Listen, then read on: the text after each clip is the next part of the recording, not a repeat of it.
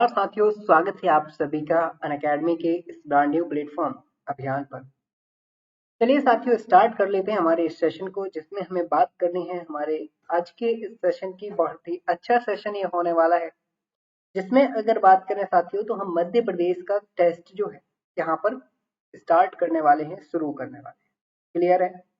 सभी लोग बताइएगा कि मेरी आवाज जो है आप सभी तक पहुंचती हुई जा रही है क्या? अभी तक सारी की सारी चीजें क्लियर है? ओके। तो जैसा कि आप सभी को पता है, यहाँ पर कुछ अनाउंसमेंट वगैरह भी यहाँ पर होने वाली हैं आज, जिनके अंतर्गत हम बहुत सारी चीजों को यहाँ पर पढ़ते हुए चलेंगे, बात करते हुए चलेंगे। सबसे पहले तो आप सभी लोग को बता दें, आप अनअकैडमी के लार्जेस्ट लर्निंग प्लेटफॉर्म के साथ जुड़ चुके हो, जिसके माध्यम से हम सभी लोग तैयारी करते हुए जा रहे हैं।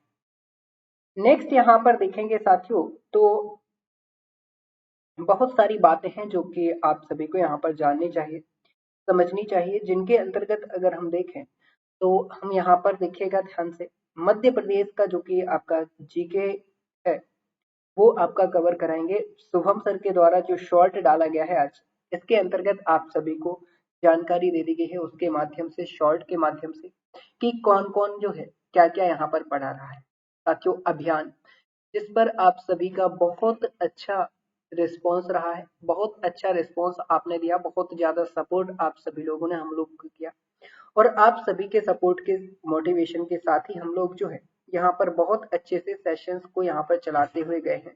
इन सेशंस को जो है कंटिन्यू करते हुए गए। क्लियर है? अगर पिछली क्लासेस की बात करें तो हमने यहाँ पर देखिएगा, मार्च से एमपी जीके का मुझे मोर्चा संभालने के लिए बोला गया था, और एमपी जीके को हमने वहां पर बहुत अच्छे से कवर कराया था। सबसे पहले हमने यहाँ पर मध्य प्रदेश की ज्योग्राफी को पढ़ा था। इसके बाद साथियों हमने वहां पर मध्य प्रदेश की हिस्ट्री को बहुत अच्छे वे में, इंटरेस्टिंग वे में कवर करा था, अच्छी अच्छी पीडीएफ के साथ। और साथ ही हमने पॉलिटी पॉलिटी के साथ साथ, पॉलिटी को वहां पर एमसीक्यूज के थ्रू किया था क्योंकि वहां पर हमारे पास टाइम नहीं था, और साथ ही साथ इकोनॉमी भी हम यहाँ पर पढ़ते हुए गए थे, इस तरीके की बात करते हुए। क्लियर है इतना? चलिए, अब आप सभी को यहाँ पर लग रहा होगा साथियों कि जो चीजें हम यहाँ पर पढ़ने वाले हैं सर, जो चीजें हम यहाँ पर समझने वाले हैं, उनमें क्या क्या होने वाला है, क्या क्या चीजें यहाँ पर होने वाली हैं। तो ध्यान से सुनिएगा, ध्यान से समझिएगा। कुछ चीजें हैं जिनको आपको यहाँ पर बता दें कि आप सभी को पता है कि डेली अभी हमारी 10 बजे एक क्लास चल रही थी, जिसमें हम एमपी जीके की क्लास लिया कर रहे थे। और ये किसके लिए थी? तो मेंस के लिए हुआ करती थी। ये पूरी की पूरी मेंस की क्लास थी, इसमें हम प्री की कुछ भी बात नहीं कर रहे थे, थोड़ी बहुत एक दो बातें जो है प्री की कर ले रहे थे, बट मेंस को फोकस करके हम चल रहे थे। क्यों? क्योंकि हमारे पास डेट नहीं थी, हमारे पास कंफर्मेशन नहीं था कि हमारा जो प्री एग्जाम है वह कब होने वाला है। बट अब आप सभी को पता होना चाहिए कि it has been decided guys, it has been decided, और अब आप सभी के पास डेट है, एग्जाम है, और उसकी प्रिपरेशन करने के लिए टाइम जो है तो, लेकिन कम है। टाइम कैसा है? थोड़ा सा कम है। तो उसको कैसे यूटिलाइज करना है, कैसे चीजों को देखना है, इसकी हम एक स्ट्रेटजी बनाएंगे, और उसके माध्यम से तैयारी करते हुए। ध्यान से देखिएगा, अगर हम सिलेबस की बात करें एमपीपीएससी के, ठीक है, सिलेबस की बात करें तो सबसे पहले तो सभी को पता होगा, वो सब बातें मैं नहीं करूंगा कि एग्जाम की प्रिपरेशन करने से पहले सिलेबस याद होना चाहिए। बेसिकली मैं यहाँ पर मान के आपसे ये चल रहा हूँ कि आप सभी लोग सिलेबस को अब तक अच्छी तरीके से देख चुके होंगे, समझ चुके होंगे और याद कर चुके होंगे। तो उसी सिलेबस के अंतर्गत हम यूनिट 1 की बात करते हैं। यूनिट 1 के अंतर्गत क्या दिया गया है? तो आप बोलोगे सर, मध्य प्रदेश का इतिहास, और इतिहास के ही साथ में सर हमसे यहाँ पर पूछा जाएगा कला और संस्कृति। कला और संस्कृति हमसे इसके अंतर्गत पूछी जाएगी। फिर सर एमपीजीके की अगर आप बात करोगे तो यहाँ पर आएगी यूनिट 3, और यूनिट 3 में सर क्या पूछा जाएगा? तो सर यूनिट 3 के अंतर्गत पूछा जाएगा मध्य प्रदेश का भूगोल, मध्य प्रदेश का भूगोल। अब अगर इसकी बात करें तो ये आपको मैं कंप्लीट करा चुका हूँ, ये कंप्लीट आपको मैं करा चुका हूँ, बहुत अच्छे से पढ़ा दिया है। आपके पास प्लेलिस्ट अवेलेबल है, तो उससे जाकर के आप कंप्लीट कर सकते हैं, एक एक वीडियो को देख सकते हैं। फिर यूनिट 5 की बात करेंगे साथियों, यूनिट 5 की बात करेंगे तो यूनिट 5 के अंतर्गत है, दो चीजें यहाँ पर आपसे पूछी गई हैं यूनिट 5 के अंतर्गत। ठीक है, दो सब्जेक्ट बेसिकली यहाँ पर यूनिट 5 में रखे गए। कौन कौन से रखे गए हैं इनको मैं यहाँ पर बताने वाला हूँ। तो ध्यान से देखिएगा, समझिएगा। 2 सब्जेक्ट हैं, इनके अंतर्गत क्या क्या दिया गया है तो सुन लीजिए। 2 सब्जेक्ट जो है इसमें एक में दिया गया है राज्य की राज्य व्यवस्था,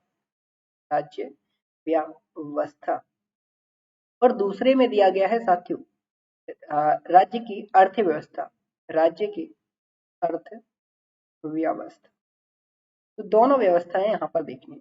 राज्य व्यवस्था को आप पॉलिटी के नाम से जानते हो और अर्थव्यवस्था को आप इकोनॉमी के नाम से जानते हो। क्लियर है? अब आपको यहाँ पर अभियान, मतलब अभियान जो है, गुड इवनिंग, नमस्कार निकिता जी। तो ध्यान से देखिएगा और समझिएगा।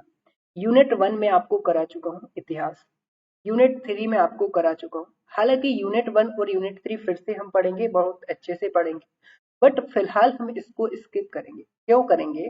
क्योंकि हम ये चीज पढ़ा चुके हैं। अगर आपको जल्दी जल्दी सिलेबस कवर करना है तो इनको देखना चालू कर दीजिए और अपनी पढ़ाई को जारी रखें। अब यहाँ पर अगर हम यूनिट 5 की बात करें तो ये वहां पर मैं टाइम की वजह से प्री के लिए नहीं करा पाया था। ना तो मैंने पॉलिटी वहां पर ठीक से करा पाई थी, ना अर्थव्यवस्था करा पाई थी। दोनों को मैंने एमसीक्यू के फॉर्म में कराया था। दोनों के मैंने क्या करा दिए थे, जल्दी जल्दी में एमसीक्यूज वहां पर करा दिए थे दोनों सब्जेक्ट। बट अब हमारे पास साथियों थोड़ा सा टाइम तो है ही, साथ ही साथ यहाँ पर बात करें तो तैयारी आपको अच्छे से करनी है। और तैयारी में क्या डिस्कस करना है तो देख लीजिएगा। टोटल यूनिट कितनी है आपकी, टोटल यूनिट कितनी है, तो टोटल यूनिट की अगर बात करें तो 10 यूनिट है आपको प्री में दी जाने वाली। 10 में से मैंने बता दिया यूनिट 1 के अंतर्गत मध्य प्रदेश का इतिहास और कला संस्कृति दी गई है। यूनिट 3 के अंतर्गत मध्य प्रदेश का भूगोल है। यूनिट 5 के अंतर्गत राज्य की मध्य प्रदेश की पॉलिटी और मध्य प्रदेश की इकोनॉमी आपसे पूछी जाएगी, अर्थव्यवस्था आपसे पूछी। तो ध्यान से देखिएगा मैं यहाँ पर क्या कवर कराने वाला हूँ। आपको यहाँ पर एक टाइम दे दे रहा हूँ, खैर आपको एक लॉन्चिंग जो सेशन वो कल मिलेगा, रिवील मैं अभी आपके लिए कर दे रहा हूँ। जो आपका मंडे है, सोमवार, क्या हो जाएगा साथी, सोमवार, इसको हम क्या बोल सकते हैं, मंडे बोल सकते हैं, मंडे इसको बोल सकते हैं। इसमें आपको बहुत अच्छे से चीजें मिलने वाली हैं। क्या चीजें मिलने वाली हैं तो ध्यान से देख लीजिए। All 10 units will be covered on अभियान, अभियान पर सारी की सारी 10 यूनिट जो है कवर होने वाली। ठीक है, कौन कौन क्या क्या कराएगा कल के सेशन में आपको पता चलेगा, तो वो वहां पर आपको रिवील करा दिया जाएगा। फिलहाल मेरा सुन लो, एमपीजीके का पूरा पोर्शन मैं यहाँ पर लेने वाला हूँ, उसकी जिम्मेदारी मैंने ली है। तो यूनिट 1 के अंतर्गत मध्य प्रदेश का इतिहास, यूनिट 3 के अंतर्गत भूगोल, यूनिट 5 के अंतर्गत 2 सब्जेक्ट जिसमें राज्य व्यवस्था और इकोनॉमी दोनों को पढ़ेंगे। आइए साथियों, कुछ फॉर्मेलिटीज हैं, इनको यहाँ पर पूरा करते हैं। तो ध्यान रखिएगा, आप अन अकेडमी के लार्जेस्ट लर्निंग प्लेटफॉर्म के साथ जुड़ चुके हो, जिसके माध्यम से तैयारी कर रहे हैं। अन अकेडमी आपको 2 माध्यम से, फ्री और प्लस क्लासेस के माध्यम से तैयारी करने का मौका देता है। फ्री के माध्यम से अगर बात करें तो यूट्यूब क्लासेस है आपके पास, और यूट्यूब क्लासेस के साथ ही साथ आपको यहाँ पर अवेलेबल कराई जाती हैं साथियों स्पेशल क्लासेस के माध्यम से भी आपकी तैयारी कराई जाती है, जो कि फ्री ऑफ कॉस्ट रहती है। प्लस की अगर बात करें तो प्लस के माध्यम से भी आपकी तैयारी कराई जाएगी। इसके अंतर्गत unlimited mock test, PDF notes, unlimited doubt clearing sessions होते हैं, मेंस के लिए भी टेस्ट वगैरह कराए जाते हैं। ये सारी की सारी जो चीजें हैं एक सब्सक्रिप्शन में खरीदने के बाद आपको अवेलेबल हो जाती है। नेक्स्ट यहाँ पर देखेंगे तो बहुत सारे बेनिफिट है सब्सक्रिप्शन के। जैसे साथियों यहाँ पर देखें तो पोल, कमेंट, क्विज जैसे ऑप्शंस यहाँ पर मिलेंगे। सबसे अच्छा ऑप्शन जो मुझे अनअकैडमी का लगता है वो है ऐसे लोग जिनके पास अगर इवन इंटरनेट नहीं है तो वो लोग कुछ देर के लिए ऐसी जगह पर चले जाएं जहाँ पर इंटरनेट अवेलेबल है, वहां से वीडियोस को डाउनलोड कर सकते हैं और बाद में उन वीडियोस को देख सकते हैं फ्रीली। क्लियर है? ये बेसिकली अगर बात करें तो मुझे बहुत अच्छा फीचर ये लगता है। फिर यहाँ पर बात करेंगे तो ध्यान से देखिएगा, अनअकैडमी लेकर के आता है आपको अनअकैडमी का स्कॉलरशिप असेसमेंट टेस्ट, जिसका एनालिसिस भी इंडिया के टॉप एजुकेटर्स के द्वारा कराया जाता है, आप सभी को पता है। फिर यहीं पर आपके प्री को ध्यान में रखते हुए एमपीपीएससी के लिए 20 मिनट में 20 क्वेश्चंस लाए जाते हैं। और इन्हीं के साथ ही यहाँ पर बात कर रहे हैं तो वीकली मॉक टेस्ट की जो रिवीजन सीरीज है वो भी यहाँ पर लाई जाती है। ठीक है, मध्य प्रदेश का जो बैच है वो यहाँ पर चल रहे हैं, इनके लिए भी आप देख सकते हैं। मई में ये कुछ बैचेस स्टार्ट हो चुके हैं साथियों, जिनके बारे में मैं कंटिन्यूअसली आप सभी को अपडेट देता रहा। और बहुत सारे ऐसे बैचेस भी रहेंगे साथियों जो कि जून में भी स्टार्ट होने वाले। ध्यान से देखिएगा, सुनिएगा, समझिएगा। 8 मंथ मतलब 8 महीने का फाउंडेशन बैच यहाँ पर होगा, जिसके अंतर्गत आपको आंसर राइटिंग सहित तैयारी कराई जाएगी, जो कि एमपीपीएससी के प्रीलिम्स और मेंस के लिए होगा। और बहुत सारे बैचेस हैं, तो इनको भी आप ज्वाइन कर सकते हो। समझ वापस आ जाते हैं, आ जाइए। तो याद रखिएगा, अनअकैडमी के सब्सक्रिप्शन पर अभी एक ऑफर चल रहा है। अगर आप 2 साल का सब्सक्रिप्शन खरीदते हैं तो 3 महीने का सब्सक्रिप्शन एक्स्ट्रा आपको मिल जाएगा, और 1 साल के सब्सक्रिप्शन में 2 साल का सब्सक्रिप्शन आपको एक्स्ट्रा मिल जाएगा। That's all about Unacademy and वर्चस्व मैगजीन, जो कि करंट अफेयर्स के लिए है। और साथ ही साथ आपको याद रखना है कि मेरा कोड शिब्बी है। शिब्बी कोड को आपको यूज करना है। शिब्बी कोड को जैसे आप यूज करेंगे तो यहाँ पर मिलेगा साथियों 10% का इंस्टेंटली डिस्काउंट, और आप बन जाएंगे अनअकैडमी के प्लस में। ठीक है, याद रखिएगा। आज से हमारे जो सेशन स्टार्ट होने वाले हैं वो कैसे होने वाले हैं, तो सुनो। आज से हम अभी स्टार्ट करने वाले हैं टेस्ट नंबर 01। ये कितने बजे हो रहा है, तो 8:30 बजे हो रहा है। आज ये आपका पहला टेस्ट है। अब ध्यान से सुन लेना, दूसरा टेस्ट कब होगा, तो मंडे को होगा, और मंडे से ये लगातार होगा, कंटिन्यू हुआ करेगा। कल क्लास नहीं है साथियों, क्योंकि कल हमारा एक लॉन्च सेशन है, उसकी तैयारी हम लोग को करनी है, और जिसमें हम महा अभियान बैच आप सभी के लिए एमपीपीएससी की प्रिपरेशन के लिए लाने वाले हैं, जो कि आपके प्री ओरिएंटेड रहने वाला है। याद रखिएगा। तो जो टेस्ट सीरीज जो रहेगी हमारी लाइव रहेगी विद एनालिसिस के, 8:30 बजे हुआ करेगी रात में, मतलब शाम को। क्लियर है इतना? चलो अब आगे बढ़ जाते हैं। सबसे पहला प्रश्न आज का आपका है। तो पहले प्रश्न में आप यहाँ पर देखोगे, पहला प्रश्न यहाँ पर आपसे पूछा गया है, जो कि है मध्य प्रदेश की भौगोलिक स्थिति और जलवायु से ये प्रश्न पूछा गया है आपसे। पहले प्रश्न को अगर देखें साथियों, तो ध्यान से देखिएगा, समझिएगा, और इसको पढ़ते हुए चलिए। क्लियर है? यहाँ पर अगर बात करें तो अरावली पर्वत श्रृंखला मध्य प्रदेश के किस क्षेत्र में फैली हुई? प्रश्न पूछा गया है, Aravalli mountain range is spread over which region of Madhya Pradesh. ठीक है, इसका आंसर आपको देना है। ऑप्शंस आपको दिए गए हैं, क्लियरली मेंशन करा गया है। ए ऑप्शन में दिया गया है बघेलखंड का पठार, बी ऑप्शन में दिया गया है साथियों नर्मदा सोन घाटी, सी में दिया गया है मालवा का पठार, और डी ऑप्शन है आपको बुंदेलखंड का पठार। ध्यान से देखिएगा, इंग्लिश मीडियम वालों के लिए भी यहाँ पर प्रॉपर तरीके से ध्यान दिया गया है। क्लियर है? बायलिंगुअल ये हमारा सेशन हुआ करेगा, मतलब दोनों इंग्लिश और हिंदी लैंग्वेज में हुआ करेगा। और आपके सामने साथियों है सिर्फ और सिर्फ महज और महज कितने सेकंड का समय?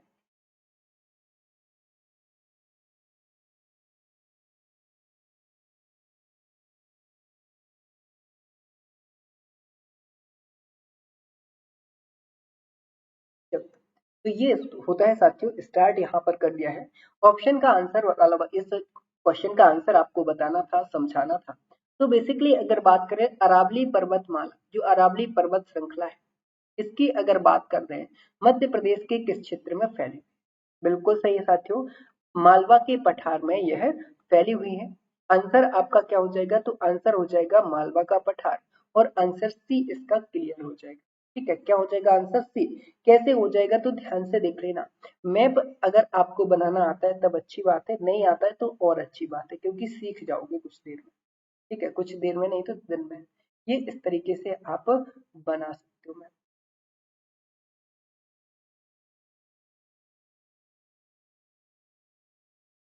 इस तरीके से कुछ हमें मध्य प्रदेश का मैप जो है दिखाई पड़ता है। क्लियर? यहाँ पर साथियों क्या है, मध्य भारत का पठार। ये जो आप हिस्सा देख रहे हैं ना, ये हिस्सा है मालवा का पठार, मालवा का पठार। और मैंने आपको बताया था साथियों, जब अरावली पर्वतमाला पढ़ाई थी, तो ज्योग्राफी में भी हमने अरावली पर्वतमाला पढ़ी थी। तो ध्यान से देख लो, ये कहाँ से स्टार्ट होगी, तो ये स्टार्ट होगी गुजरात से। गुजरात से अरावली पर्वतमाला स्टार्ट होती है, और ये बढ़ती हुई जाती है कहाँ तक, हरियाणा तक जाती है। दिल्ली हरियाणा तक ये पहुंच जाती है। क्लियर है? कहाँ तक पहुंचती है, दिल्ली प्लस हरियाणा, दिल्ली हरियाणा तक पहुंचती है। अब दिल्ली में क्या है साथियों, यहाँ पर स्थित है रायसीना हिल्स, रायसीना हिल्स यहाँ पर स्थित है। रायसीना हिल्स की अगर बात करें तो यहाँ पर स्थित है राष्ट्रपति भवन। राष्ट्रपति भवन।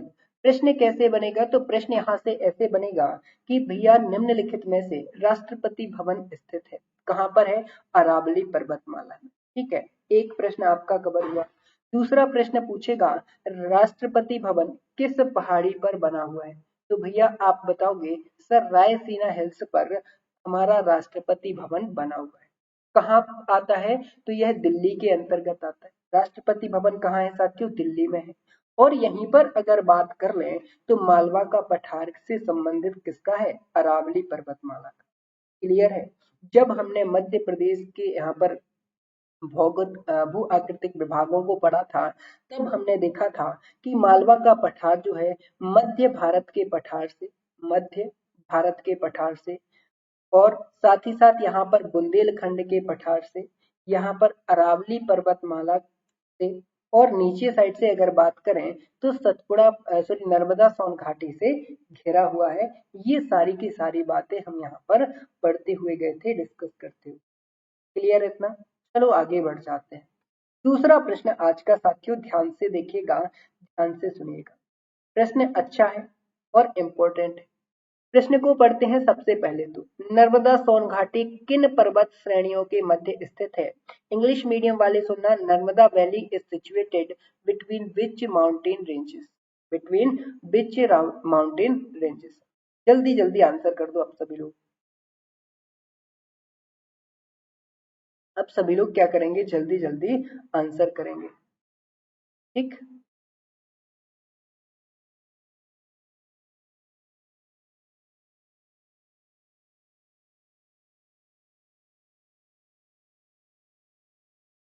चल भैया, तो आंसर क्या हो जाएगा?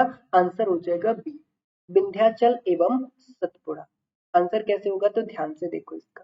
क्या हो गया? नर्मदा पर्वत जो नर्मदा घाटी है किन पर्वत श्रेणियों के मध्य? सबसे पहले आपको आंसर देना था, आप सभी ने आंसर दे दिया और आंसर को अब यहाँ पर डिस्क्राइब कर देते। कैसे करते हैं तो ध्यान से सुन लो, समझ लो। हम मान लेते हैं कि ये हमारा क्या है? मध्य प्रदेश।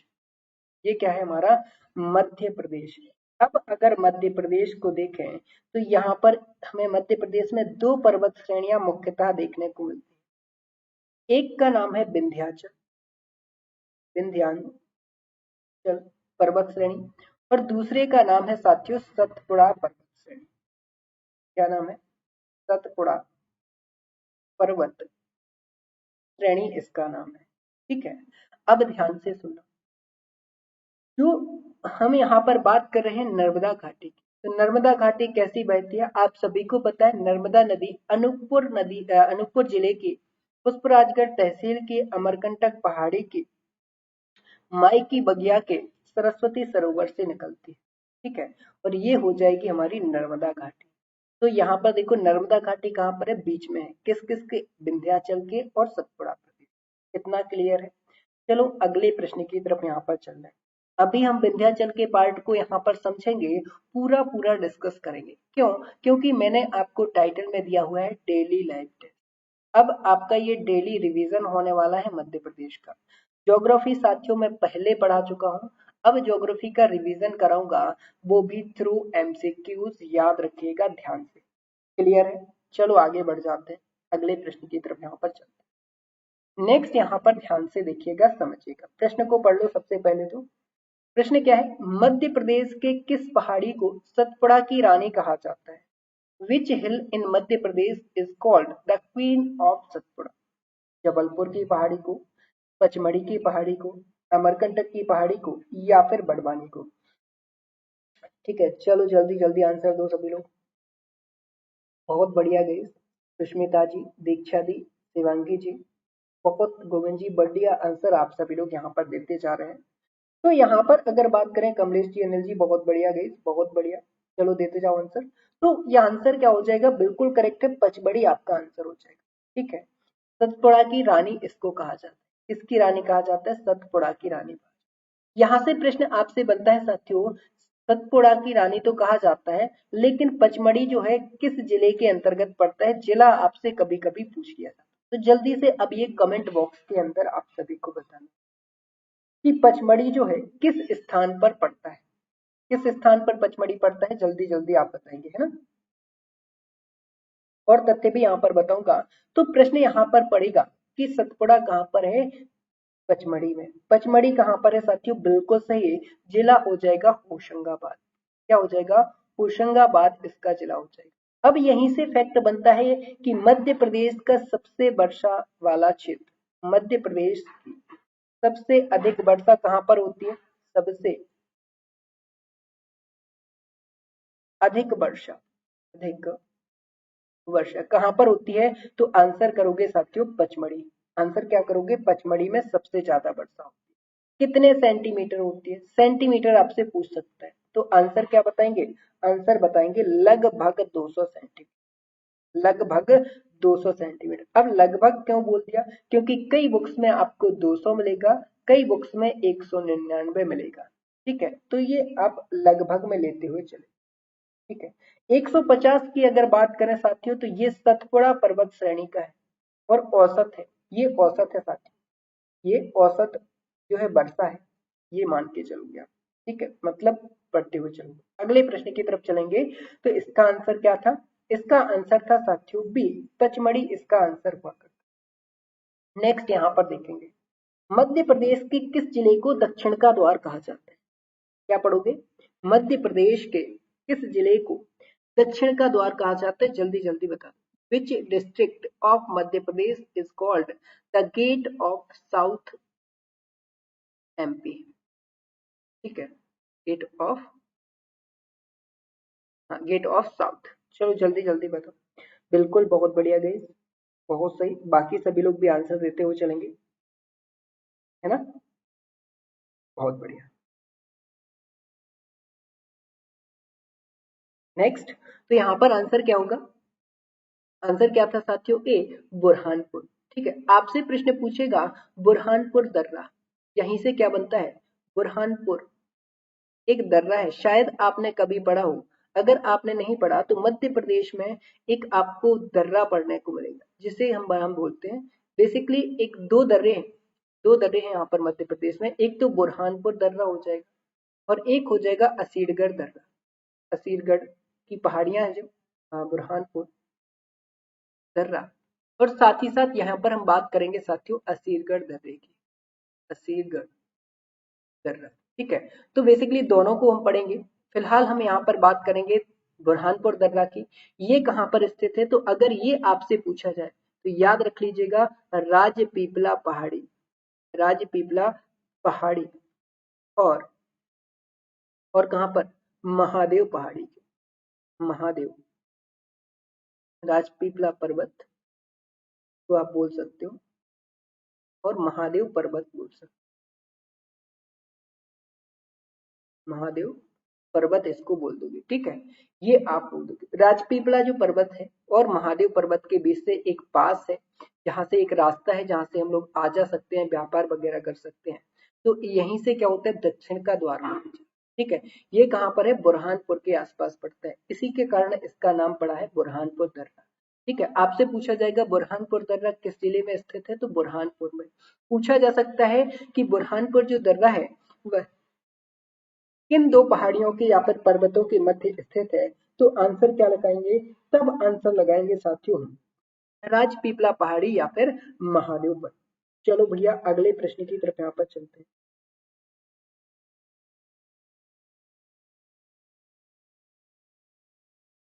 ओके, नेक्स्ट, तो पांचवा पांचवा प्रश्न आपके सामने है गई, पांचवा प्रश्न है और पांचवें प्रश्न को हम यहाँ पर देखेंगे समझेंगे,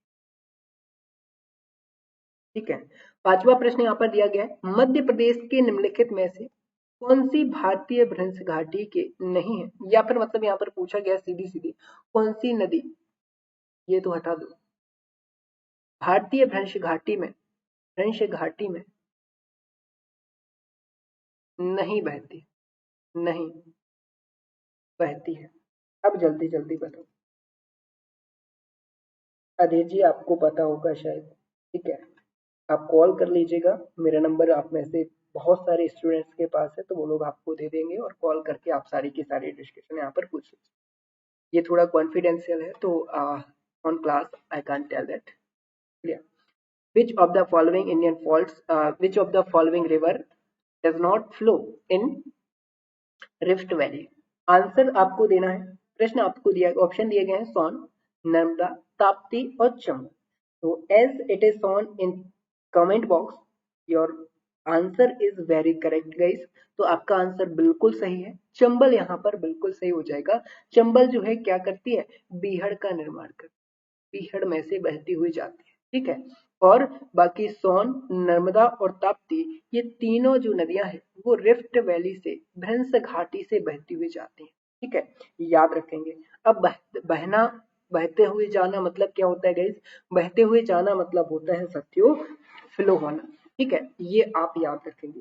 चलो साथियों थोड़ा जल्दी जल्दी करते हैं क्योंकि आप सभी को पता होना चाहिए 9:30 बजे हमारी एक और क्लास, 9:30 बजे एक और क्लास है जिसमें आज हम मैपिंग की बात करेंगे।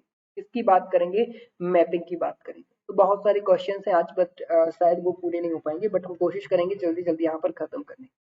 ठीक है, चलो आ जाओ जल्दी जल्दी यहाँ पर देखते हैं। नर्मदा व ताप्ती की प्रवाह दिशा क्या है, प्रवाह क्या दिशा है या फिर किस दिशा में है। तो आंसर आप सभी को दिख गया था, बिल्कुल। हेलो चंचल जी बताइए। तो बहुत बढ़िया, पूर्व से पश्चिम, पूर्व से पश्चिम से पूर्व, पूर्व से पश्चिम, दक्षिण से उत्तर, या फिर इनमें से कोई नहीं। आंसर क्या होना था गाइस, आंसर यहाँ पर बताना था। यहाँ पर अगर बात कर लें, नर्मदा नदी अनूपपुर से लेकर के कहाँ तक जाती है, अनूपपुर से लेकर के ये कहाँ से, मध्य प्रदेश में अलीराजपुर से बहते हुए जाती है।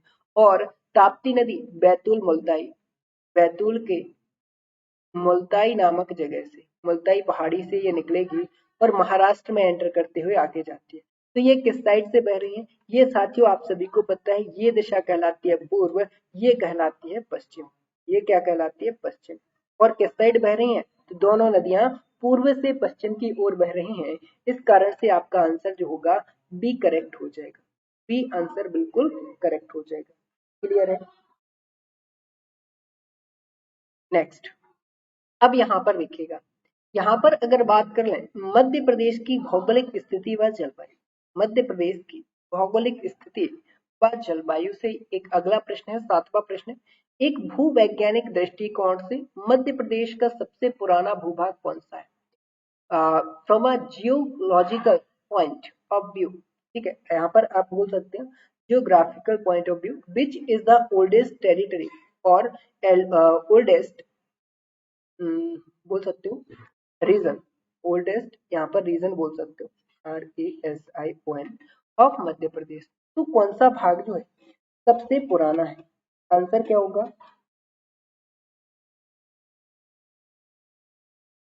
हाँ इसीलिए तो मैंने बोला नर्मदा नदी सारी नदियों से उल्टा बहती है। ये देखो बोलने की भाषा में बोल देते हैं, बट अगर ऑन पेपर देखें तो नर्मदा नदी अकेली थोड़ी है जो पूर्व से पश्चिम की ओर बहती है, ताप्ती भी तो पूर्व से पश्चिम की ओर बहती हुई जाती है। और यहीं पर अगर बात कर लें तो एक दो नदियां और मिल जाएंगी जो पूर्व से पश्चिम की ओर जाती हैं, ठीक है। तो ऐसा बिल्कुल नहीं है कि अलग अलग हो चीजें, है ना, मतलब ये सारी की सारी बातें जो है गलत हो, वो बोलने के हिसाब से आप सही थे। Okay thank you. चलो आगे बढ़ जाते हैं ना। तो सबसे पुराना भूभाग कौन सा है, गोंडवाना लैंड, गोंडवाना लैंड जो है ये सबसे पुराना भाग है, ठीक है, किसका, मध्य प्रदेश का। कैसे है तो ध्यान से सुन लो, सभी को कहानी पता है, एक पृथ्वी थी हमारी, जैसा अभी है पृथ्वी पर जिस तरीके से हमें 7 महाद्वीप देखने को मिलते हैं, ये सारे के सारे सातों महाद्वीप, बिल्कुल सारे के सारे सातों महाद्वीप एक महाद्वीप से, मतलब सारी की सारी जो प्लेटें हैं वो एक प्लेट हुआ करती थी जिसको हम पेंजिया के नाम से जानते थे, पेंजिया, ठीक है। और इसके आसपास जो सागर था, जो पानी वाला हिस्सा था, महासागर था, इसको हम बोला करते थे पेंथालस, पेंथालस। बाद में भूगर्भिक क्रियाओं के कारण, अंतरजात बलों के कारण इस प्लेट के दो भाग हुए, यह प्लेट जो है दो भागों में टूट गई। ऊपर वाली प्लेट को हमने नाम दिया लॉरेशिया, ठीक है, और नीचे वाली प्लेट को हमने नाम दिया गोंडवाना लैंड। क्या नाम दिया साथियों, गोंडवाना लैंड नाम दे दिया, ठीक है। और जो हमारी इंडियन प्लेट है वह किसका हिस्सा थी, गोंडवाना लैंड का हिस्सा थी। बाद में ये भूगर्भिक क्रियाओं के कारण टूट गई और टूटते आगे बढ़ते यूरेशियन प्लेट से आकर के टकरा जाती है, जिसके कारण हिमालय पर्वत का निर्माण हो जाता है। और इस तरीके से ना कि मध्य प्रदेश बल्कि सारे के सारे जो जितने भी मध्य प्रदेश भारत में राज्य हैं, जितने भी इंडियन प्लेट पर स्थित देश हैं, वो सारे के सारे गोंडवाना लैंड के हिस्सा हो जाते हैं। ये आपको यहाँ पर समझना है। क्लियर? चलो आगे बढ़ जाते हैं अगले प्रश्न पर, है ना। 8वां प्रश्न ध्यान से देखो, जल्दी करते हैं हम। बघेलखंड मध्य प्रदेश के भाग में स्थित है। किस भाग में स्थित है पूछा गया। Baghelkhand is located in part of Madhya Pradesh. चलो बताओ किस पार्ट में यहाँ पर है, उत्तर पूर्वी, दक्षिणी, उत्तरी या फिर पश्चिमी। ध्यान से देख लो, मैप में बना दे रहा हूँ। मैप अगर आपको समझ में आ जाएगा तो सारी की सारी चीजें आपको बड़े अच्छे से क्लियर हो जाएंगी। ठीक है, लो अब अच्छे से चीजें बढ़िया आपको समझ में आ जाए। आंसर भी आ गया सभी के सामने। चलो कोई नहीं, फिर भी यहाँ पर देख सकते हो। बेसिकली क्या आंसर था, ए था, क्योंकि अगर हम बात कर लें तो ये हो जाएगा साथियों मालवा का पठार। ठीक है, एक मिनट, ये इस तरीके से मालवा का पठार, और यहाँ पर नर्मदा सोन घाटी, यहाँ से ये हो जाएगा हमारा बघेलखंड का पठार, ये बुंदेलखंड का पठार, ये रीवा पन्ना प्लेटू। ठीक है, ये इस तरीके से भाग बटे हुए हैं। इनको हम देखते हुए चलते हैं, पढ़ते हुए चलते हैं। तो बघेलखंड किसकी बात करेगी, बघेलखंड की। बघेलखंड कहाँ पर है, यहाँ। तो किस भाग में स्थित है, उत्तर पूर्वी भाग में स्थित। ये कौन सा हो जाएगा, ये उत्तरी हो जाएगा, ये पूर्वी हो जाएगा। ठीक है, तो उत्तर पूर्वी भाग में स्थित है, ए इसका राइट आंसर हो जाएगा। बिल्कुल साथियों, बिल्कुल करेक्ट हो आप लोग। चलो अगले प्रश्न की तरफ आ जाओ। निम्नलिखित में से कौन सी नदी भ्रंश घाटी में नहीं बहती है। ये क्वेश्चन हो चुका है, इसको हम अलग करते हैं। अगला प्रश्न देखो, रीवा पन्ना पठार कहाँ स्थित है। रीवा पन्ना पठार जो है कहाँ स्थित है, where is the Rewa Panna plateau located. दक्षिण पश्चिम में, उत्तर पश्चिम में, दक्षिण पूर्व में या फिर उत्तर पूर्व में।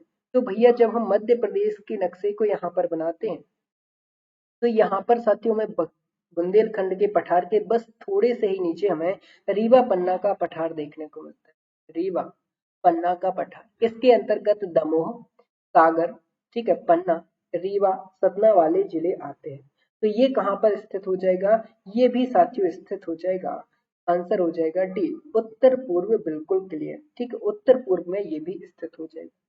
बिल्कुल सही है, बिल्कुल क्लियर। नेक्स्ट अगले प्रश्न की तरफ बढ़ जाते हैं।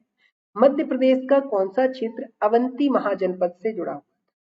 मध्य प्रदेश का कौन सा क्षेत्र अवंती महाजनपद से जुड़ा हुआ था। Which area of Madhya Pradesh was associated with Avanti Mahajanapada. Malwa, Bundelkhand, Baghelkhand और इनमें से कोई नहीं। तो भैया हिस्ट्री तो मैंने आपको पढ़ाई है, अच्छे से समझ में आई थी कि नहीं आई थी। अवंती महाजनपद की बात करी गई है। अवंती मतलब क्या हो जाएगा, अवंती मतलब आप बोल सकते हो विक्रमादित्य, राजा विक्रमादित्य। ठीक है, अगर राजा विक्रमादित्य थे तो इनकी राजधानी क्या थी, उज्जैन। क्या थी साथियों, उज्जैन। और उज्जैन कहाँ पर पड़ता है, जल्दी जल्दी बता दो। अभी अभी हमने मध्य प्रदेश की ज्योग्राफी पढ़ी है, भूगोल मेंस के हिसाब से जब पढ़ रहे थे तो उसमें मैंने आपको मालवा का पठार पढ़ाया था। और वहीं पर आता है साथियों उज्जैन, जिसे हम बोलते हैं महाकाल की नगरी। महाकाल की नगरी किसे बोला जाता है, तो सभी को पता है उज्जैन। कहाँ पर स्थित हो जाएगी, मालवा में स्थित है। बोलो बांके बिहारी लाल की जय। नेक्स्ट 12वां प्रश्न है साथियों, जल्दी जल्दी देखते हैं, शुरू कर मतलब इसको भी खत्म करते हैं, निकालते हैं। रीवा पन्ना पठार किस नाम से जाना जाता है। रीवा पन्ना पठार किस नाम से जाना जाता है, बिंद के पठार के, भांडेर के पठार की, सतपुड़ा पठार की या फिर मालवा पठार की। अब ये प्रश्न जल्दी आपको लगाना होगा। अब ये प्रश्न जो है आपको जल्दी से लगाना होगा। क्यों लगाना होगा, उसका कारण है। चलो भैया लगाते चलो। रीवा पन्ना पठार किस नाम से जो है जाना जाता है। मैंने आपको रीवा पन्ना का पठार मध्य प्रदेश के उत्तर पूर्वी भाग में लगाया था। यहाँ पर अगर हम मध्य प्रदेश का रफली मैप बनाए तो ये इस तरीके से आप मध्य प्रदेश का मैप देख सकते हो। और यहाँ पर एक पर्वत श्रेणी है साथियों जिसका नाम है विंध्याचल पर्वत श्रेणी। जब इसके हम भाग करते हैं तो ये 3 भागों में बट जाता है। कितने भागों में बट जाता है? 3 भागों में। तो ध्यान से देखिएगा, यहाँ पर साथियों जोबर श्रेणी, फिर बीच में आता है भांडेर और यहाँ पर आता है कैमूर। जो सतना वाला इलाका है ये कैमूर वाले इलाके में आता है। कैमूर में मैहर की शारदा माता, मैहर का मंदिर, मैहर की शारदा माँ मंदिर यहाँ पर पड़ता है। और भांडेर श्रेणी में रीवा पन्ना का पठार आता है। भांडेर श्रेणी में क्या आता है? रीवा पन्ना का पठार। इसके कारण इसे भांडेर का पठार भी बोल दिया जाता है। क्या बोल दिया जाता है साथियों? भांडेर का पठार बोल दिया जाता है। इस प्रकार से आपको ये चीज देखनी होगी, समझनी। क्लियर है? चलो अगले प्रश्न की तरफ यहाँ पर बढ़ जाते हैं। बी इसका राइट आंसर हो जाएगा। नेक्स्ट यहाँ पर देखिएगा, अगले क्वेश्चन को देखिए। भोपाल से पहले मध्य प्रदेश की राजधानी कहाँ थी? Where was the capital of Madhya Pradesh before Bhopal? Where was the capital of Madhya Pradesh before Bhopal? Nagpur, Indore, Rampur या फिर उज्जैन? तो जल्दी जल्दी आंसर देंगे आप सभी लोग। 13 का यहाँ पर नम्रता राज ने आंसर दे दिया है ए। गोविंद जी, शिवांगी जी, चंचल जी, नवपुर जी, संजीवनी, नम्रता, श्रद्धा, अर्चना, बहुत बढ़िया गाइस। तो राइट आंसर क्या हो जाएगा? ए नागपुर यहाँ पर राजधानी हो जाएगी। इसकी कहानी कब पढ़ेंगे? तो अभी आपको जो हम यहाँ पर पॉलिटी यहाँ पर चालू करेंगे एमपी की, तो पॉलिटी में पढ़ाएंगे मध्य प्रदेश का गठन। मध्य प्रदेश का गठन यहाँ पर पढ़ाएंगे। तो जब मध्य प्रदेश का गठन पढ़ाएंगे तो यहाँ पर आपको समझ में आएगा, सुनने मिलेगा गाइस, बहुत अच्छी अच्छी चीजें। वहां पर हम देखेंगे कि भोपाल तो राजधानी थी, इससे पहले राजधानी मध्य प्रदेश की नागपुर थी और पहले भोपाल राजधानी नहीं बननी थी। पहले भोपाल की जगह पर जबलपुर को राजधानी बनाया जाना था। क्लियर? नहीं नहीं, रामपुर नहीं थी, रामपुर बिल्कुल नहीं थी, नागपुर थी गाइस, नागपुर थी, याद रखिएगा। ठीक है, नेक्स्ट 14वां प्रश्न है, जल्दी जल्दी स्पीड अप करते हैं थोड़ा सा। राज्य पुनर्गठन के आधार पर मध्य प्रदेश राज्य से छत्तीसगढ़ राज्य किस वर्ष में अलग किया गया? In which year was the state of Chhattisgarh separated from the state of Madhya Pradesh on the basis of state reorganisation? ठीक है, मतलब राज्य पुनर्गठन आयोग जो था, जिसको किसने गठन, जिसके पहले अध्यक्ष आप सभी को आई थिंक पता होगा, बिल्कुल सही, 1 नवंबर 2000 को। बिल्कुल हमारा भाई, जिस तरीके से भारत से पाकिस्तान अलग हुआ था, उस तरीके से मध्य प्रदेश से छत्तीसगढ़ अलग हो गया था। ठीक है, हालांकि हम छत्तीसगढ़ को पाकिस्तान मतलब जिस प्रकार से हम भारत और पाकिस्तान देखते हैं, उस हिसाब से हम मध्य प्रदेश छत्तीसगढ़ नहीं बोल सकते। क्लियर है? चलो आगे बढ़ जाते हैं। चलो नेक्स्ट अगले क्वेश्चन की तरफ चल जाओ बॉस। मध्य प्रदेश का गठन किस दिन हुआ था? तो बेसिकली मध्य प्रदेश का गठन जो है, राज्य पुनर्गठन आयोग की अनुशंसा पर 1 नवंबर 1956 को किया गया। सभी को पता होगा, इसमें ज्यादा टाइम नहीं देंगे, टाइम उसी क्वेश्चन में देंगे जिसमें हमें जरूरत लगेगी। क्लियर? आगे आओ।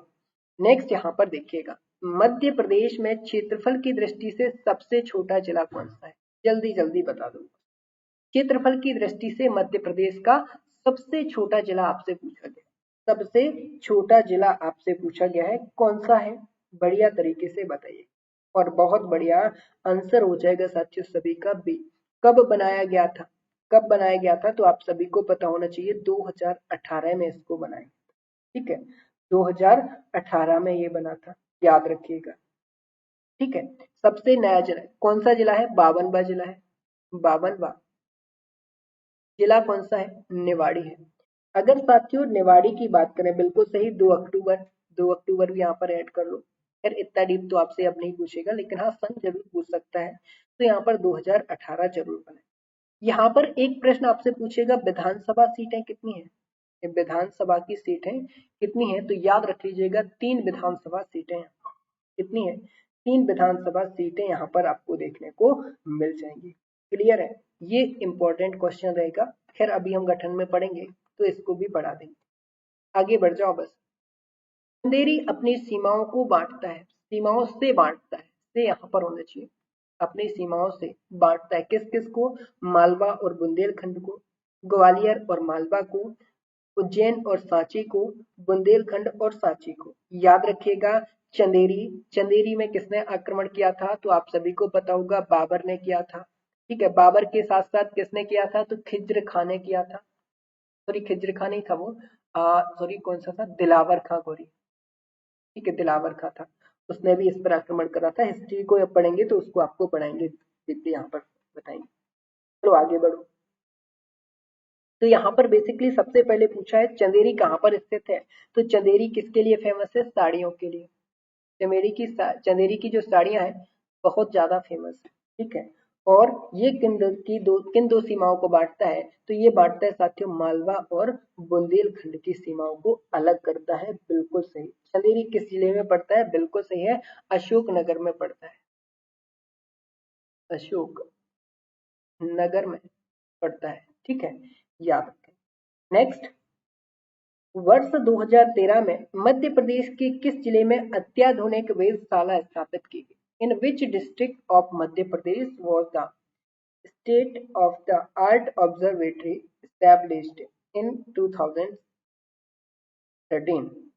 क्लियर। अत्याधुनिक वेधशाला कहां पर स्थापित करी गई? 2013 की बात करी गई। ठीक है, याद रखिएगा आपसे वर्षा से संबंधित आंकड़ों वाली वेधशाला की बात नहीं की जा रही है। लोग यहाँ पर कंफ्यूज होते हैं और इंदौर आंसर लगाते हैं। आप में से बहुत सारे लोगों ने ए आंसर लगाया है, जबकि वह गलत है।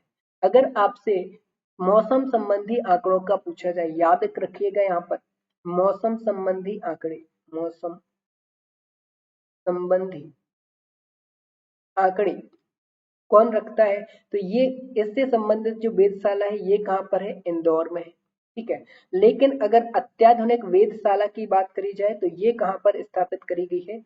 उज्जैन में करी गई है, याद रख लेना। ठीक है, बहुत बढ़िया संजीवनी जी, बहुत बढ़िया गई। सागर में नहीं है, उज्जैन में है। ठीक है, नेक्स्ट अगले क्वेश्चन की तरफ चलेंगे।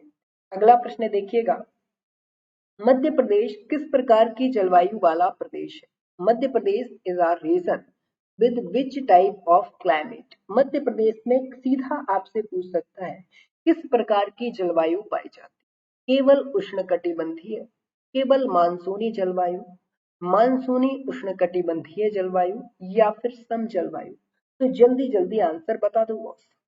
अब ये इंपॉर्टेंट हो जाएगा, ये इंपॉर्टेंट प्रश्न हो जाएगा। कैसे होगा समझ में आएगा? बिल्कुल सही तनिषा जी, बिल्कुल बढ़िया यार, आंसर्स बहुत बढ़िया है। इस तरीके से आंसर आते हैं ना तो बड़ा मजा आता है यार। बहुत जल्दी जल्दी आंसर दे रहे हो आप लोग, चलो बहुत बढ़िया गई। मध्य प्रदेश किस प्रकार की जलवायु वाला प्रदेश है? तो मानसूनी उष्णकटिबंधीय जलवायु मध्य प्रदेश में देखने को मिलेगी। ठीक है, मानसूनी उष्णकटिबंधीय जलवायु आपको यहाँ पर देखने को मिलेगी। चलिए अगले प्रश्न की तरफ यहाँ पर चलते हैं। चलो जल्दी जल्दी यहाँ पर करते हैं। इसको देखो, मध्य प्रदेश की जलवायु अनुसार मध्य प्रदेश में कितनी ऋतुएं पाई जाती हैं? कितनी ऋतुएं पाई जाती हैं? यह ज्योतिष संबंधी है, ज्योतिष से संबंधित आंकड़े ये करती है। ठीक है जी, बिल्कुल मोहित जी, आपके कमेंट्स हो रहे हैं।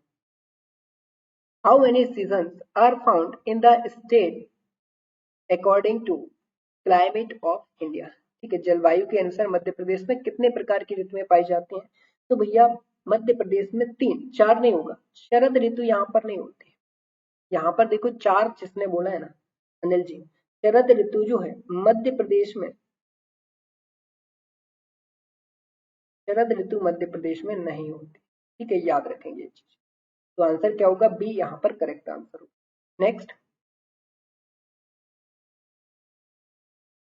अरे हाँ,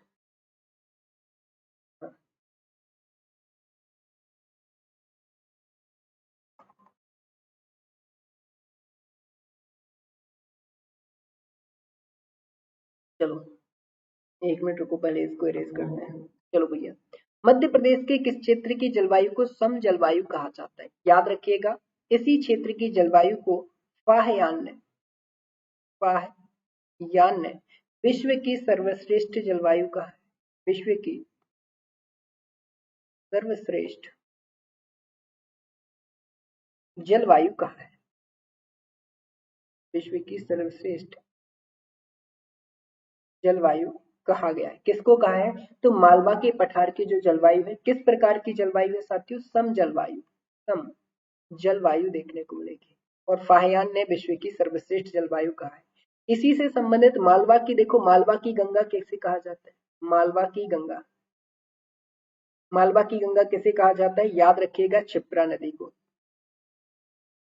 क्षिप्रा नदी को मालवा की गंगा कहा जाता है। ठीक, याद रखेंगे।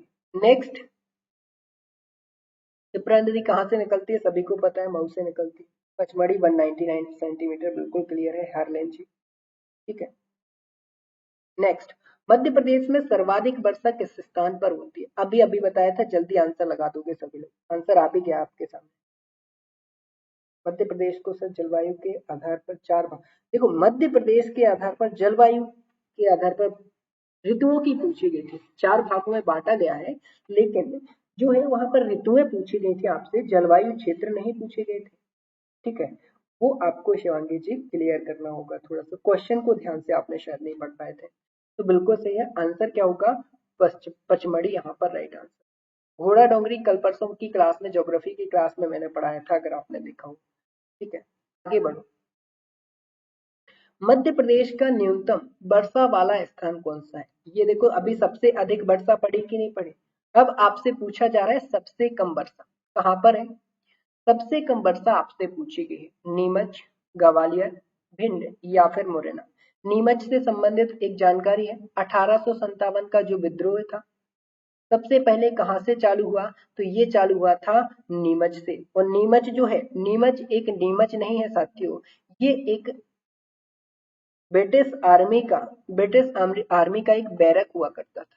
बैरक मतलब यहाँ पर रेस्ट हाउस टाइप से हुआ करता था, यहाँ पर इनके हथियार वगैरह रखे जाते थे और सैनिकों को ट्रेनिंग वगैरह दी जाती थी। कहाँ पर? नीमच में, याद रखेंगे इस चीज को।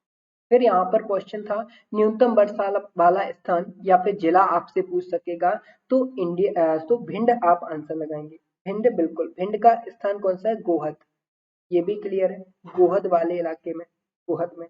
कितनी सेंटीमीटर है?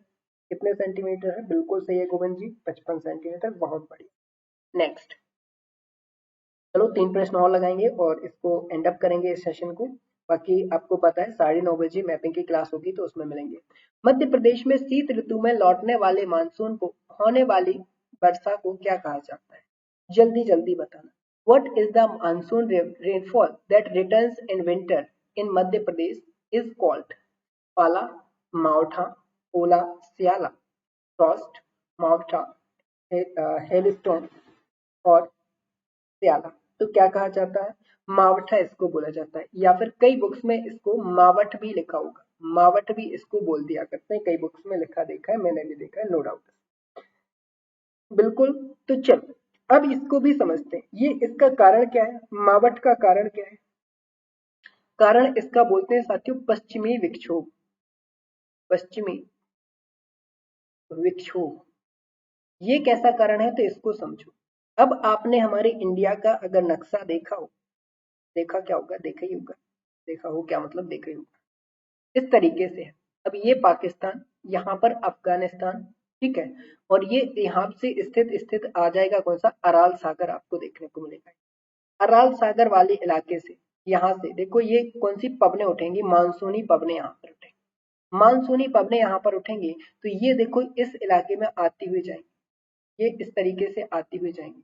और ये जब आती हैं तो ये कहाँ आती हैं? ये पाकिस्तान होते हुए साथियों भारत में एंटर करती है। और भारत में जब एंटर करती है तो यहाँ पर इस वाले इलाके में आपको देखने को मिलेगा हिमालय पर्वत, हिमालय पर्वत देखने को मिलेगा। हिमालय पर्वत क्या करता है? यहाँ से जो मानसूनी पवनें होंगी इससे टकराएंगे, कुछ पवनें यहाँ पर चीन की साइड चली जाएंगी और बहुत सारी, बिल्कुल सदर्न डिस्टर्बेंस इसको बोलते हैं, और कुछ पवनें ऐसी इस तरीके से लौट आएंगी। ठीक है, इनको क्या कर देगा? इनकी दिशा परिवर्तित कर देगा। तो ये उत्तर प्रदेश में, ठीक है, हिमाचल प्रदेश वगैरह में बारिश करते हुए मध्य प्रदेश में भी बारिश करती हैं। और मध्य प्रदेश में जब ये ठंड के दिनों में बारिश होती है तो इसको मावठ बोला करते हैं। आंसर याद रखिएगा, मावठ का कारण क्या है? यहाँ से प्रश्न आपसे बनता है। मावठ का कारण क्या है? पश्चिमी विक्षोभ है। ठीक है, पश्चिमी विक्षोभ कैसे होता है तो आपको यहाँ पर देखने को मिलेगा। और मावठ का यहाँ पर भारत का सबसे बड़ा कारक क्या हो जाएगा? तो हिमालय पर्वत यहाँ पर मेन प्रमुख कारक हो जाएगा, जो कि इन हवाओं को इस तरीके से डाइवर्ट कर देता है, इनकी दिशा को परिवर्तित कर देता है। चलो अगले प्रश्न की तरफ आ जाते हैं साथियों। मध्य प्रदेश में सर्वाधिक तापमान कहाँ अंकित किया गया है? जल्दी जल्दी बता दो। मध्य प्रदेश में सर्वाधिक तापमान कहाँ पर अंकित किया गया है? Where is the highest temperature recorded in Madhya Pradesh? Balaghat में, ग्वालियर में, गुना में या फिर गंज-बासौदा में? जल्दी जल्दी आंसर आपको बताना है, बता दो। क्या बात है, फूल पत्ती ऑफिशियल भी जुड़ चुके हैं। बोलो बाके बिहारी लाल की जय। बालाघाट, ग्वालियर, गुना या फिर गंज बसौदा? बिल्कुल सही आंसर क्या होगा? डी, गंज बसौदा यहाँ पर क्लियर आंसर हो जाए। यहाँ से आपसे जिला पूछा जाएगा, जिला कहाँ पर पड़ता है? दीक्षा जी बिल्कुल आप सही हैं, ये जिला पड़ता है इसका विदिशा, विदिशा में ये पड़ता है। ठीक है, और ये आपसे पूछा जाएगा कि मध्य प्रदेश का सबसे अधिक तापमान कहाँ पर है या फिर सबसे गर्म स्थान कौन सा है? तो आंसर क्या लगाएंगे? गंज बासौदा है। ठीक है, चलो भैया अगले प्रश्न की तरफ चलो, और आज का लास्ट क्वेश्चन है ये। निम्न में से प्रदेश के किस क्षेत्र में दोनों मानसून से वर्षा होती है? बड़ा इंटरेस्टिंग सा क्वेश्चन है, दोनों मानसून से। अभी बताएंगे कारण क्या है इस प्रश्न के पूछने का। Which of the following region of state receives rainfall from both monsoon? अब बोथ मतलब दोनों का क्या मतलब हुआ? तो साथियों आपने देखा होगा यहाँ पर क्या स्थित है? खंबात की खाड़ी, और यहाँ पर क्या स्थित है? बंगाल की खाड़ी, है कि नहीं? तो यहाँ से भी मानसून उठता है, यहाँ से भी मानसून उठेगा और भारत में वर्षा करेगा, और खंबात की खाड़ी से भी क्या होगा? मानसून उठेगा और वर्षा करेगा। तो भैया बताओ कि ये जो खंबात की खाड़ी से वर्षा होगी वह, और बंगाल की खाड़ी से जो वर्षा होगी, ऐसी कौन सी जगह है मध्य प्रदेश की जहां पर दोनों मानसूनों से वर्षा होती है? जल्दी जल्दी बता डालो। बिल्कुल, अरेबियन एंड बंगाल दोनों से। कौन सा? यहाँ पर गोविंद जी ए की तरफ जा रहे हैं, नर्मदा जी दैट इज सी की तरफ, फूलपत्ती जी बी की तरफ, मालवा बहुत जी बिल्कुल से। और बिल्कुल करेक्ट आंसर जो है, बहुत सारे लोग इसको क्या करते हैं? कंफ्यूजन में चले जाते हैं, जबकि आंसर क्या है? मालवा ही, मालवा इसका राइट आंसर है। ठीक है, मालवा के पठार में दोनों दोनों जगह से, बंगाल की खाड़ी से भी बारिश होती है और खंबात की खाड़ी से भी बारिश होती है। ठीक है, याद रखिएगा। नेक्स्ट, यार क्वेश्चंस बहुत सारे थे गाइस, बट यहाँ पर हमारे क्वेश्चन एंड अप होते हुए अब कल की क्लास में यहाँ पर देखेंगे, अगर कल की क्लास यहाँ पर हो पाती तो ठीक है, अदरवाइज आप सभी को यहाँ पर बताते चलें, मंडे को ये डेली क्लास, मंडे से ये डेली क्लास होगी। यहाँ पर आप सभी को पता है अभियान का महा अभियान चालू होने जा रहा है, जिसमें यूनिट 10 पूरी की पूरी यूनिट 10 है। ठीक है, ऑल यूनिट्स कवर कराई जाएंगी, जिनमें से 1, 3 और 5 यूनिट का जिम्मा मुझे दिया गया है, मतलब पूरा का पूरा एमपी जीके जो है मुझे पकड़ाया गया है। ठीक है, एमपी जीके मुझे पकड़ाया गया। एमपी जीके से आप बिल्कुल निश्चिंत रहिएगा, क्योंकि मंडे से आपकी एमपी पॉलिटी की क्लास चालू होने वाली है। मध्य प्रदेश की हम राज्य व्यवस्था पढ़ने वाले हैं, बहुत अच्छे से चीजों को पढ़ेंगे, समझेंगे। ठीक है, बस आपका साथ चाहिए पड़ेगा, जिससे हमारा और आपका क्या हो सके? विकास हो सके। चलिए, that's all for today guys, मिलते हैं कल की क्लास में। ये सारे के सारे क्वेश्चंस हमारे पास थे, बट अनफॉर्चुनेटली हम इनको पूरा नहीं कर पाए। आप सभी से रिक्वेस्ट रहेगी साथियों कि जब कभी भी आप, अभी गुड नाइट नहीं यार, 9:30 बजे, अभी बस 7 मिनट बाद, 7 मिनट बाद आपकी एक क्लास चालू होने वाली है, जिसमें हम मैपिंग पढ़ेंगे और बड़े अच्छे से वहां पर एक महाद्वीप को खत्म करेंगे। 1 साल का सब्सक्रिप्शन आपको, मेरा कोड यूज करना है, शिब्बी मेरा कोड है।